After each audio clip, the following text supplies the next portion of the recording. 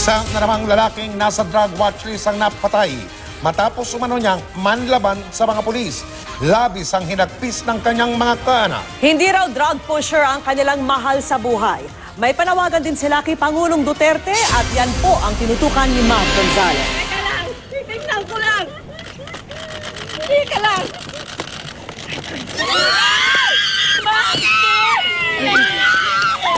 Labis ang hinagpis ng inang ito nang mapatay ang anak niyang nanlaban umano sa pulisya sa Santa Cruz, Maynila pasado hating gabi. Target ng buy-bust operation si Mark Angelo Concepcion alias Marky. Patay ang sospek matapos umanong manlaban. Na-recover sa kanya ang isang baril at hinihinalang shabu. Ayon sa pulisya, nasa drug watch list ang sospek. Alam ko na gumagamit ang anak ko pero alam ko hindi siya puser. Natokhang na siya. Hindi maglalaban yan. Takot sa pulis ang anak ko.